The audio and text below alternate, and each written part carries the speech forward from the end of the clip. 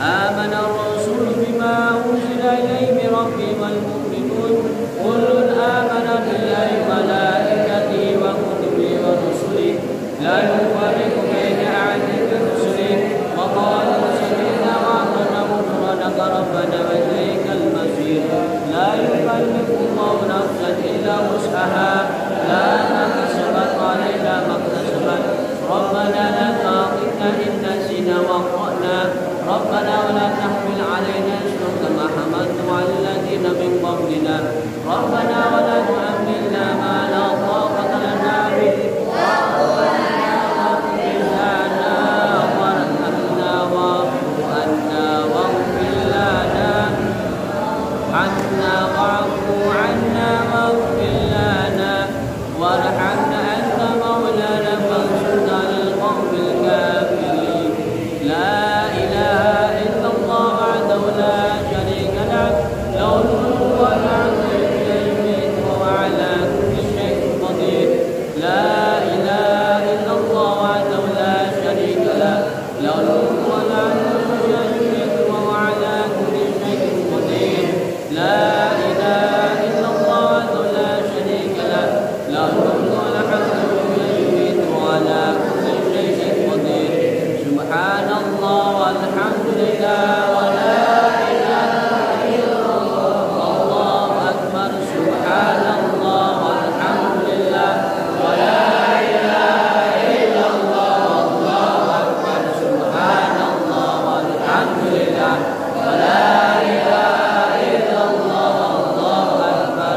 سبحان الله وبحمده سبحان الله العظيم سبحان الله وبحمده سبحان الله العظيم سبحان الله وبحمده سبحان الله العظيم ربنا اغفر لنا وتب علينا إنك أنت التواب الرحيم ربنا اغفر لنا وتب علينا إنك أنت التواب الرحيم ربنا اغفر لنا وتب علينا إنك أنت التواب الرحيم اللهم صل على سيدنا محمد اللهم صل عليه وسلم اللهم صل على سيدنا محمد اللهم صل عليه وسلم أعوذ بكلمات الله التامات من شر ما خلق أعوذ بكلمات الله التامات من شر ما خلق أعوذ بكلمات الله التامات من شر ما خلق بسم الله الذي لا يضر مع اسمه في الأرض ولا في السماء والسميع العليم بسم الله الذي لا يضر مع اسمه في الأرض ولا في السماء والسميع العليم بسم الله الذي لا يضر مع اسمه في الأرض ولا في السماء والسميع العليم وقينا بالله ربا بالإسلام دينا بمحمد نبيا وقينا بالله ربا بالإسلام دينا بمحمد نبيا وقينا بالله ربا بالإسلام دينا بمحمد نبيا بسم الله والحمد لله والله أشهد مشيئة الله بسم الله والحمد لله والله أشهد مشيئة الله بسم الله والحمد لله والله أشهد مشيئة الله آمنا بالله واليوم الآخر ثم الله عباد الله آمنا بالله واليوم الآخر ثم الله عباد الله آمنا بالله واليوم الآخر ثم الله عباد الله يا ربنا وفقنا كل الذي دعنا يا ربنا وفقنا كل الذي دعنا يا ربنا وفقنا كل الذي دعنا يا ذا الجلال والإكرام أمتنا على دين الإسلام يا ذا الجلال والإكرام أمتنا على دين الإسلام يا ذا الجلال والإكرام أمتنا على دين الإسلام يا ذا الجلال والإكرام أمتنا على دين الإسلام يا ذا الجلال والإكرام أمتنا على دين الإسلام يا ذا الجلال والإكرام أمتنا على دين الإسلام يا ذا الجلال والإكرام أمتنا على دين الإسلام يا قوي يا متين انتصار الظالمين يا قوي يا متين انتصار الظالمين يا قوي يا متين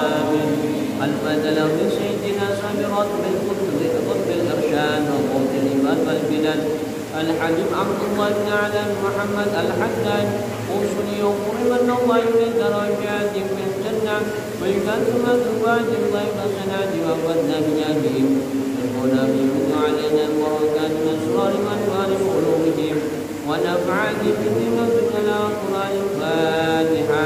أعوذ بالله من الشيطان الرجيم. الحمد لله رب العالمين الرحمن الرحيم مالك يوم الدين إياك نعبد وإياك نستعين اهدنا الصراط المستقيم صراط الذين أنعمت عليهم غير المغضوب عليهم ولا الضالين آمين. الفاتحة لأرواحك فاتحة الصالحين ووالدنا ما شهدنا بالدين وذوي الحقوق علينا وأموات أهل هذه البلدة من أجل لا إله إلا الله أجمعين. وأرواح أموات المسلمين يا بلا يؤذن الله يغفر له ويرحمهم ويفرج كرب المسلمين عنهم مرضى ويتمشى من الهدى ويؤلفنا تبانهم ويعلم خيارهم ويصرف عنهم شرارهم ويكفينا وإياهم شر الفتن والمحن والمؤذيين والمتعدين من قريب أو بعيد ويرقي أسعارهم ويغسل أمطارهم ويرفع أمراضهم ويؤتي كل سائل منا منكم سؤال على ما يرضي الله ورسوله علينا كل العارفين يكن لنا من حسن وورد وورد عنا من غنمة وعافية ولرد النبي محمد صلى الله عليه وسلم. الفاتحة. أعوذ بالله من الشيطان الرجيم. بسم الله الرحمن الرحيم. الحمد لله رب العالمين الرحمن الرحيم مالك يوم الدين إياك نعبد وإياك نستعين اهدنا الصراط المستقيم صراط الذين أنعمت عليهم غير المغضوب عليهم ولا الضالين آمين. اللهم إنا نسألك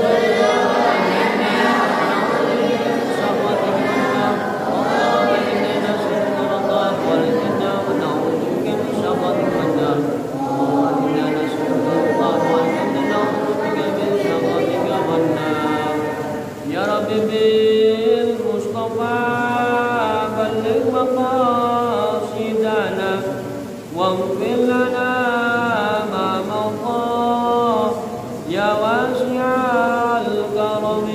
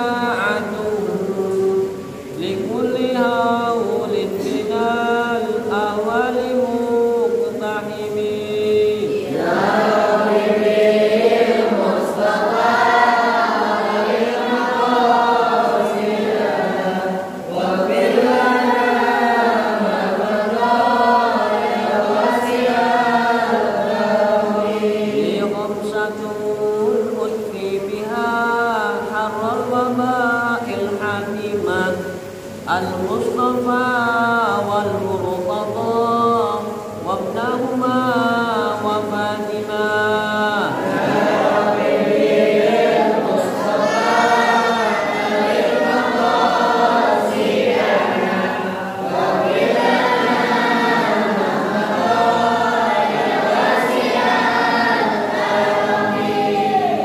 Assalamualaikum warahmatullahi wabarakatuh. Alhamdulillah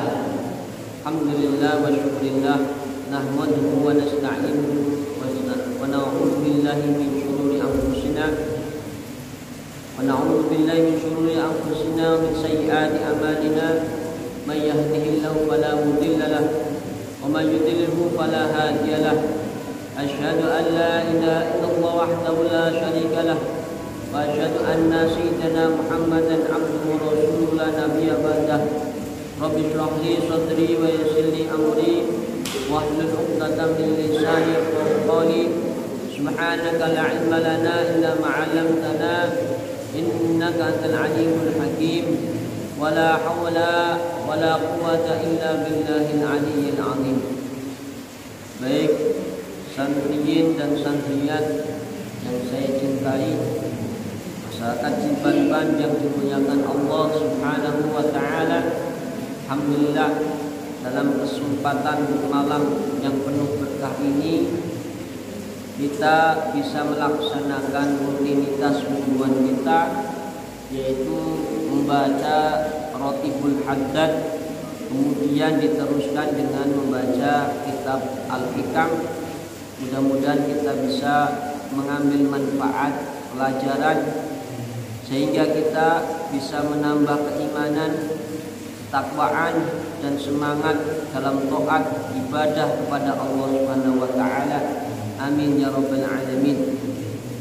Dalam kesempatan malam ini saya akan membacakan sebuah makalahnya Ibnu Athaillah As-Sakandari yang berbunyi laula mayajinun nufusi ma tahaqqaqa sayrus sairina idla masafata bainaka wa bainahu hatta tatliha rihlatuka walaqit ata bainaka wa bainahu hatta tamhuha muslatuka. Laula mayadinun nufusi, lamun ora anane mayadinun nufusi utawi pira-pira alun-alune awak-awakan. Mata haqqaqa sayrus sairina, mata haqqaqa ora nyoto apa sayrus sairina lumakune wong kang lumaku maring Allah Subhanahu wa taala.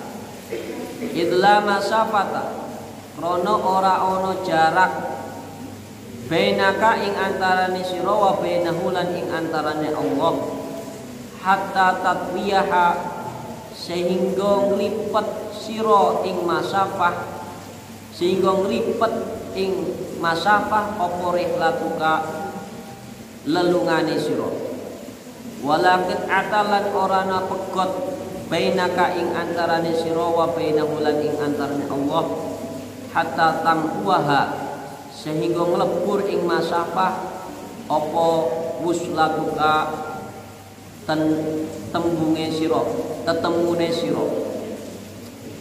Baik, dalam kesempatan kali ini Ibnu Athaillah memberi nasihat, arahan, pelajaran kepada kita semua bahwa kita itu dengan adanya nafsu maka kita dituntut untuk berjuang. Berjuang apa?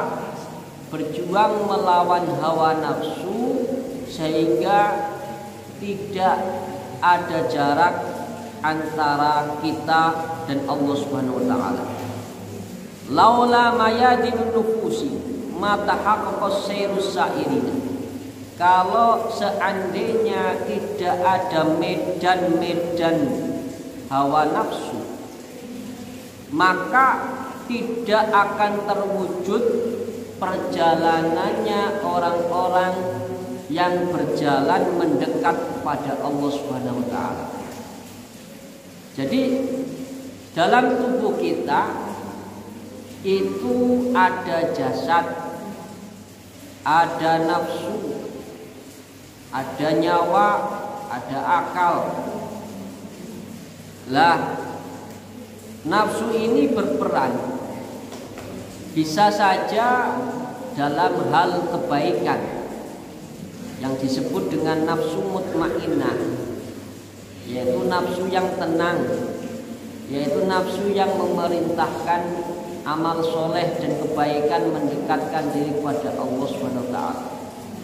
Kemudian yang kedua ada nafsu lawamah, yaitu nafsu yang selalu mengajak kepada keburukan, kepada melanggar aturan Allah Subhanahu wa taala. Dengan adanya nafsu bisa saja manusia itu mendekatkan diri kepada Allah karena atas perintah akal kita. Dan dengan adanya nafsu bisa saja manusia itu lebih kejam daripada hewan. Karena pada dasarnya memang manusia itu adalah jenis daripada hewan. Bedanya bahwa manusia adalah hayawanun natikun, hewan yang berakal, hewan yang bisa berbicara.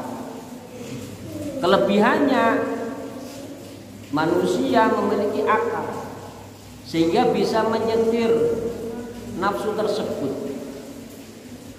Ketika akalnya berkuasa mendominasi kepada nafsunya, maka nafsu mutmainnah bergerak untuk beramal soleh, untuk membangun hal-hal yang positif pada dirinya, sehingga dia bisa menghasilkan hal-hal yang produktif, hal-hal yang baik.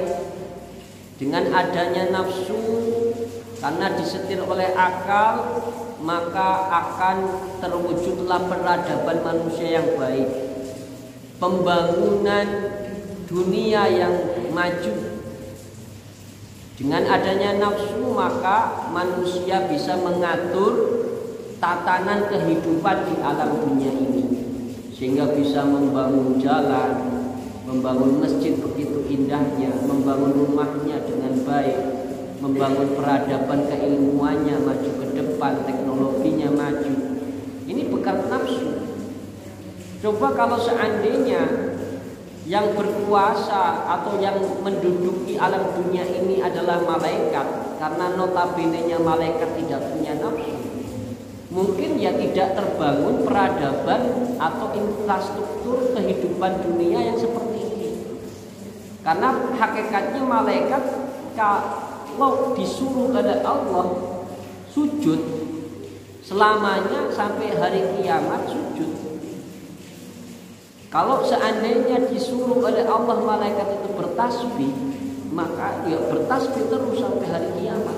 Jadi sifatnya malaikat monoton, tidak seperti manusia yang memiliki daya kreativitas, yang memiliki inovasi-inovasi tertentu sehingga terwujudlah kehidupan dunia yang lebih maju. Nah, ini sisi baiknya nafsu. Tapi sisi negatifnya, nafsu itu kalau sudah menguasai diri manusia, maka akan berbuat jahat, maka akan maksiat, membangkang kepada Allah. Nah, maka akan selalu menimbulkan kekacauan. Oleh karena itu wajar malaikat pada waktu itu protes ketika dijadikannya manusia sebagai khalifah di muka bumi ini. Wa qala rabbuka lil malaikati inni ja'ilun khalifah. Dan ketika Tuhanmu mengatakan, engkau wahai manusia, kami jadikan engkau sebagai khalifah, sebagai pengganti Allah di muka bumi ini untuk mengatur tatanan dunia. Maka malaikat protes.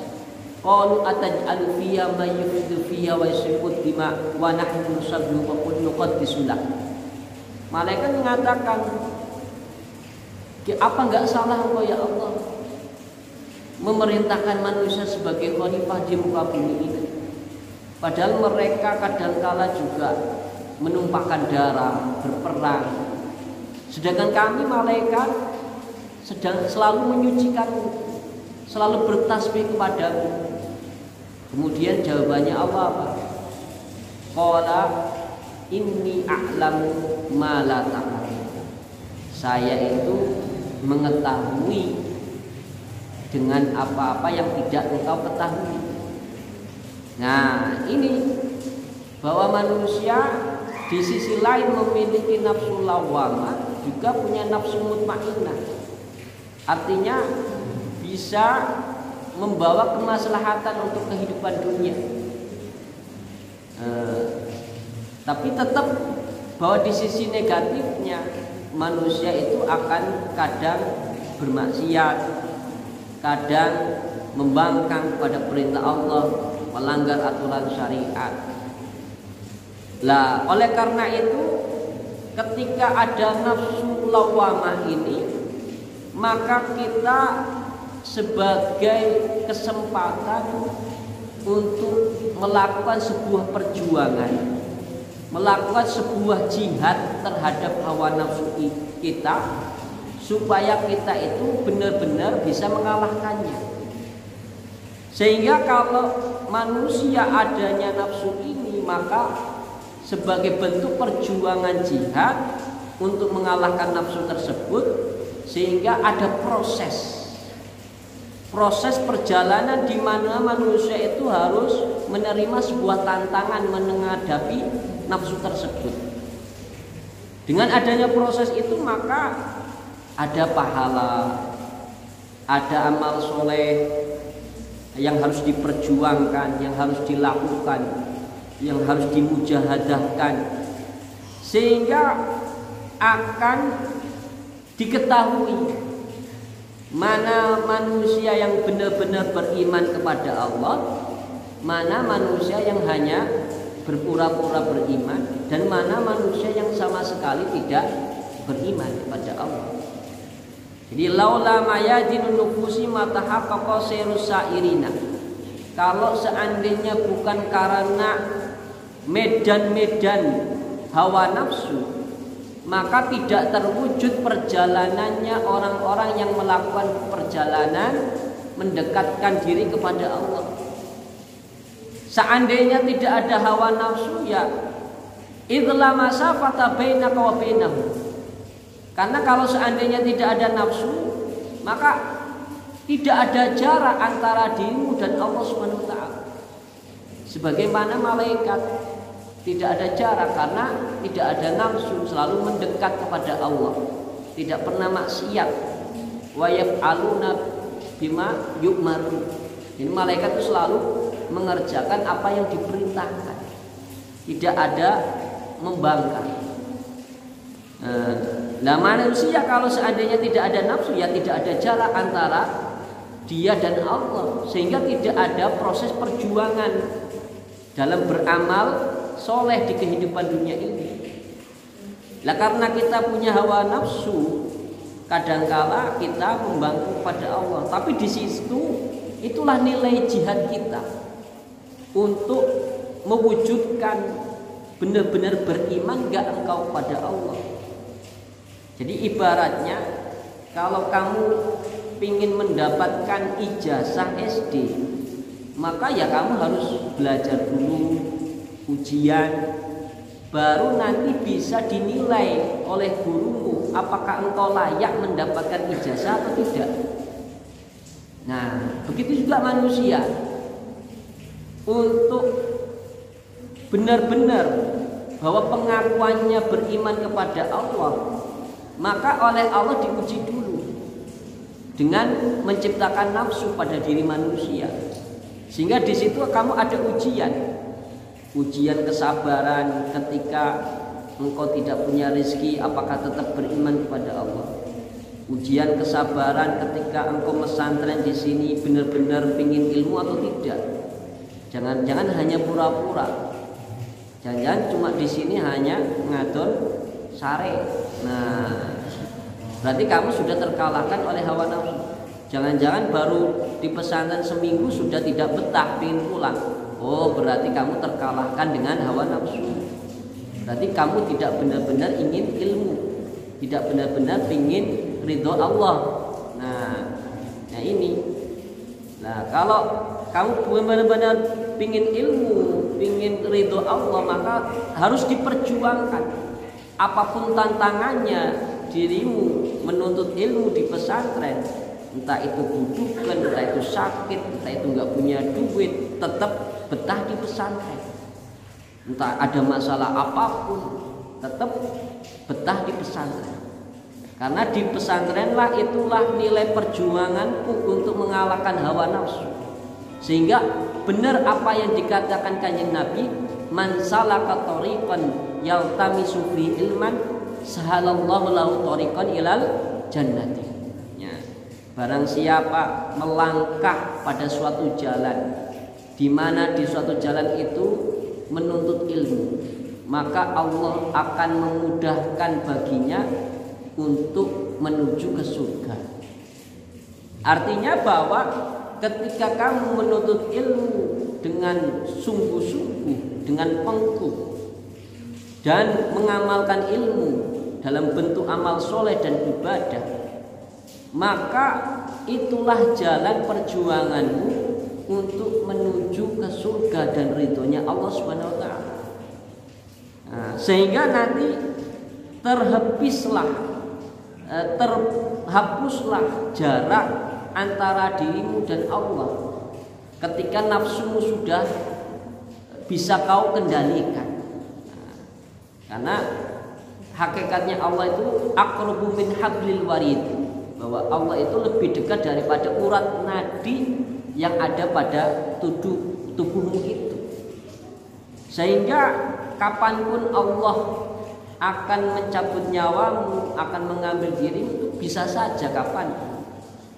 Maka tidak ada syarat umur ataupun waktu untuk menyabut nyawamu oleh Allah Subhanahu wa taala. Oleh karena itu maka persiapkan dirimu kapanpun untuk menuju Allah Subhanahu wa taala. Maka ketika ada seorang badui datang ke masjidnya Rasul, dan Rasul masih khutbah, masih ceramah, tiba-tiba angkat tangan seorang badui itu, ya Rasulullah, mata sa'at, ya Rasulullah, kapan terjadi kiamat? Lalu Rasulullah bertanya balik, madza ista'dadta laha, apa yang kau persiapkan untuk hari kiamat itu? Jangan tanya kiamat dulu, tapi apa persiapanmu untuk menuju hari kiamat nanti? Sama dengan dirimu. Jangan tanya ijazah dulu, jangan tanya lulus kapannya, tapi apa yang kamu telah persiapkan untuk bisa menerima ijazah dari pondok pesantren ini, untuk bisa mendapatkan nilai baik dalam menuntut ilmu di pondok pesantren ini. Maka perlu proses, dan proses itu biasanya perih, harus sabar, harus nerima apa adanya terhadap tantangan selama hidup kita, selama di pesantren, selama menuntut ilmu. Kita harus siap mental, harus kuat jiwa dan raga dan mental kita untuk menghadapi segala rintangan yang ada. Nah, seperti itu. Jadi manusia juga seperti itu, menghadapi, untuk mendekatkan diri kepada Allah, ada yang mengujinya yang berupa nafsu pada diri kita. Maka musuh utamamu itu bukan orang lain, tapi nafsumu yang harus kau perangi. Maka ketika Rasul itu pulang bersama para sahabatnya dari perang Badar, maka Rasulullah mensabdakan, roja'na min jihadil asghar ila jihadil akbar. Kita itu baru kembali dari jihad kecil menuju jihad yang besar. Jihad yang besar itu jihadun nafsi, kata Rasul. Jihad yang besar itu jihad memerangi hawa nafsu. Sahabat kaget, kita berperang capek-capek, taruhannya nyawa, kok jihad kecil. Nah, memang benar akhirnya apa yang dikatakan Rasul, bahwa memerangi hawa nafsu itu lebih sulit daripada berperang. Begitu banyak manusia karena hawa nafsunya, maka mereka tergelincir dalam kesesatan, dalam kerakusan, dalam neraka jahanam, dalam terganggu atau tergoda oleh hal-hal duniawi karena hawa nafsunya. Orang biasanya itu tidak kuat kalau sudah dihadapkan dengan hawa nafsunya yang menerima nikmat dari Allah SWT. Ketika kamu menerima nikmat, misalkan kamu punya duit banyak, baru dapat kiriman dari orang tua, maka secara otomatis nafsumu pasti bergerak. Mau ini, mau itu, mau beli baju, mau beli peci, mau belanja ini, belanja itu, sampai sekiranya uang belum habis, belum berhenti. Nah, itulah nafsumu. Kalau tidak bisa dikendalikan, maka uangmu akan habis. Nah, tapi kalau kamu bisa menahan nafsumu, kamu bisa mengatur uang jajanmu, keuanganmu, sehingga apa? Berpikir panjang. Oh, masih ada hari esok, masih ada kebutuhan yang lebih penting. Oh, masih kirimannya masih lama lagi datangnya, maka perlu diatur. Nah, itu seperti itu. Nafsu itu seperti itu pada dirimu. Nah, begitu juga nanti dalam kehidupanmu ketika masa dewasamu.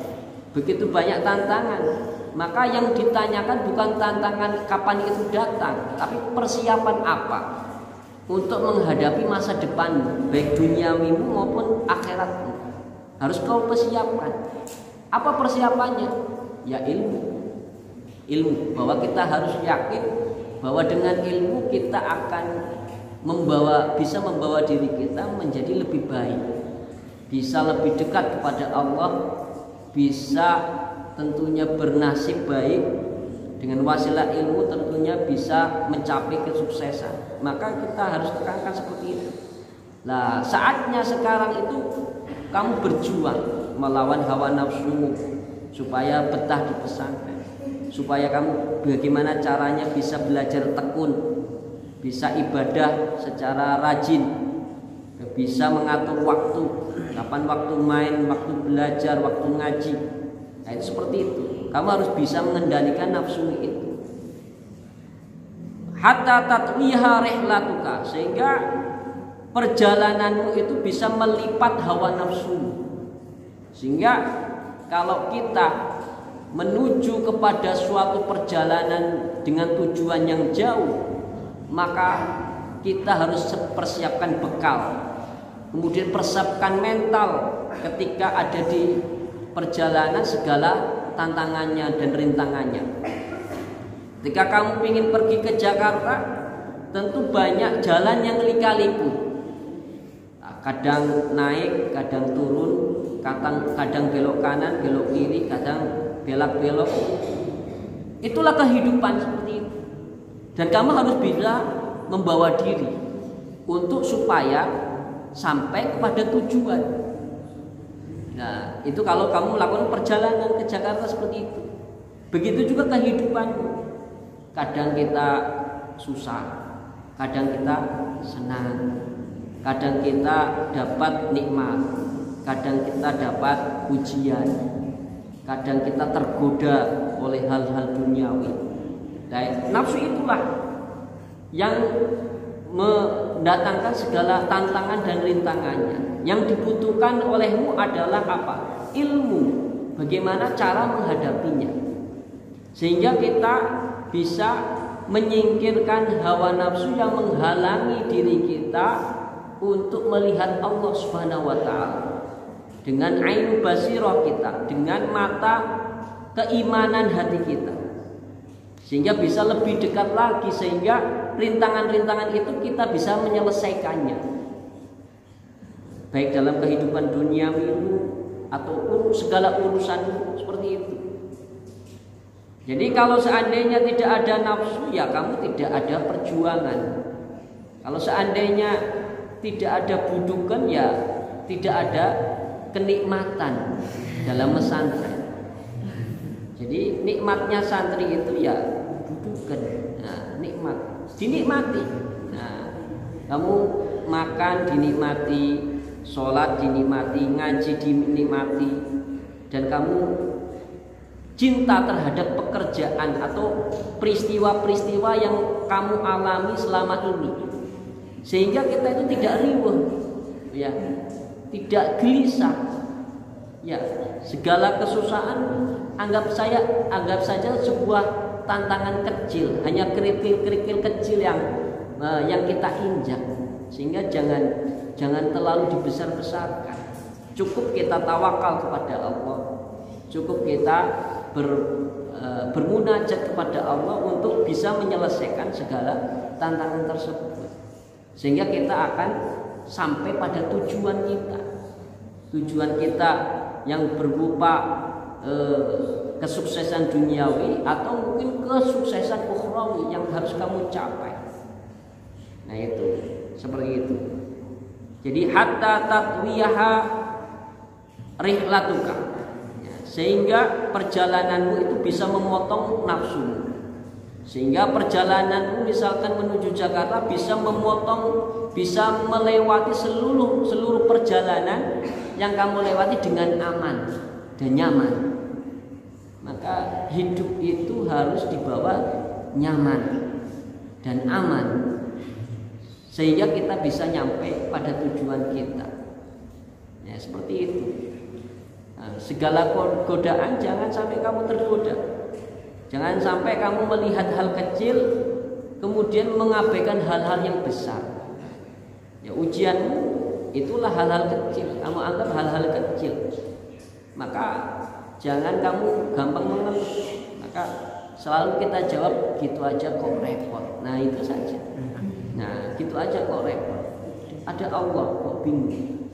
Nah itu kok bingung. Kemudian kebanyakan manusia sekarang, orang-orang pada takut dengan adanya COVID. Maka ketergantungan kita itu harus kepada Allah. Bahwa sebenarnya bukan COVID saja yang membuatmu mati. Banyak penyakit lain yang mati. Bisa saja kamu kecelakaan mati. Bisa saja kamu mungkin jatuh dari lantai 2 mati. Bisa saja mungkin kamu hanya budukan mati. Bisa saja kamu ketika tidur kemudian gak bangun lagi mati. Bisa saja kamu dicarikan istri mati. Jangan, karena penyakit jantung. Ya, ini bisa saja. Jadi potensi mati itu banyak, bukan hanya COVID. Maka jangan terlalu takut kepada seperti COVID. Maka tawakal ketakutanmu ya kepada Allah. Kapan ketika saya mati kok belum siap? Itu yang harus kamu takutkan. Nah itu. Nah maka perlu persiapan itu. Walakin ata bainaka wa bainahu hatta tamhuha wuslatuka. Jadi tidak ada pemotongan jalan antara dirimu dan antara Allah. Hatta tamhuha wuslatuka. Sampai sekiranya tujuanmu setelah sampai bisa menghapuskan rintangan-rintangan nafsu itu. Jadi untuk mencapai kepada suatu tujuan yang mulia ya perlu tantangan, perlu rintangan, perlu proses. Maka kamu harus siap dan mau menjalani proses itu. Misalkan kamu ingin menjadi orang mulia, kemudian kiat-kiat apa untuk mencapai kemuliaan itu?